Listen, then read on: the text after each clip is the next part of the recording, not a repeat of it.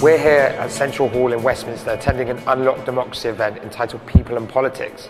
The day aims to educate and enlighten people about some of the pros and cons of being in Europe and also the European Reform Treaty. As you can see, there's some speeches going on behind me. We're going to go and try and grab some interviews with some MPs and some young people in attendance here today. So Bridget, we're here today at the People and Politics Unlock Democracy event, and it's trying to inform young people about some of the pros and cons of being in Europe and things like that. Do you think that more people need to be made aware of actually the pros and cons to do with European integration and things like that? Not just young people, but also older people in Britain? Yeah, I do. I mean, I think Europe gets a very bad press in Britain. And actually, we have hundreds of thousands of jobs that are dependent on the fact that we trade with Europe.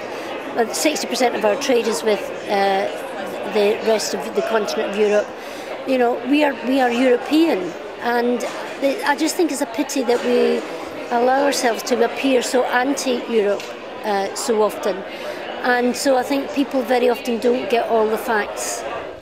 Yeah, the problem on Europe in this country is that there is so much misinformation about it. Often, of course, deliberate misinformation by anti-EU campaigners and by the majority of our written national press, which is, because of its ownership, hostile to the European Union. So we get a lot of what we call Euro myths, these stories about us having legislated that all bananas should be straight and other things like that, but sometimes more sinister, saying that we're trying to centralise everything in a bureaucratic superstate. That's absolute nonsense. No country has gone into Europe to lose its identity. France hasn't, we haven't, the Irish, the Dutch, nobody. The motto of the European Union is unity with diversity. We keep our separate identities, our cultures, our languages, our ways of doing things, but we find ways to work together nonetheless where we have common problems. All the big issues that the age group here today is going to dominate their lives: climate change, terrorism threats, population movements and immigration. Britain standing alone can't tackle these, can't even hope to tackle these.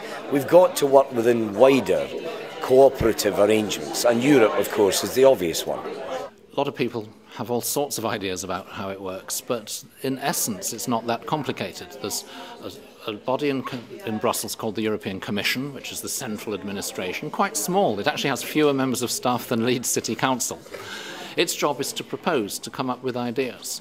But those ideas only come into force if they are approved by both the Council of Ministers from every national government in the European Union and the directly elected European Parliament, the MEPs who are elected directly by the citizens of Europe every 5 years.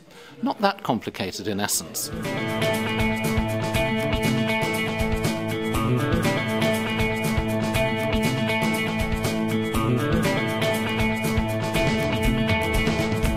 Okay, so we're here at the People and Politics Day in Westminster. Can you tell me a little bit about what you knew about the EU Reform Treaty before today? Well, I never knew how effective the reform would be on the politics of Britain and the lawmaking of the Britain itself before. And by listening to MP stories and European Commissioner stories, I knew more about how it's going to change the life of the British people. What sort of aspects of the treaty did you know about before you came today? Is there anything new about the treaty that you didn't realise was actually involved that you've learned today? Well, I didn't know some of the facts that, for example, 80% of the law is made here. Made in Brussels instead of in the Commons. I didn't know that at all. Do you think that it's a bad thing that many of our laws are made in Brussels as opposed to in Parliament in Westminster?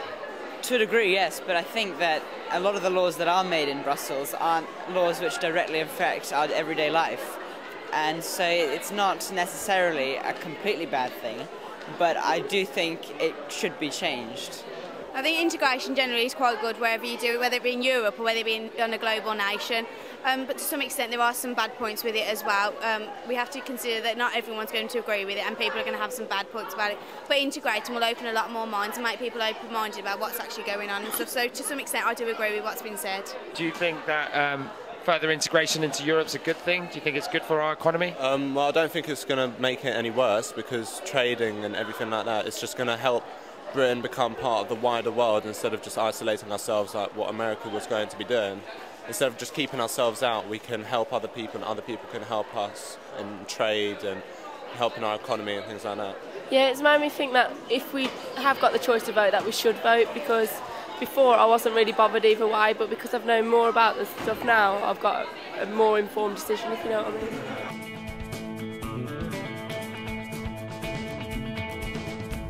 If there was a vote on the EU Reform Treaty today, yes or no? No. No. No. No. No. No. No. No. I'm swaying towards yes, but I think so, yeah. Yes. Yes. Yeah. Yeah. Yeah. Definitely. I'd have to look into a bit more because I'm not 100% sure of the policies and things like that. What do you think, how do you think people can find out more about, if they wanted to know more about European integration, what's actually involved in the European Treaty, things like that? How can people get involved and find more information? Can they go to government websites for that, or?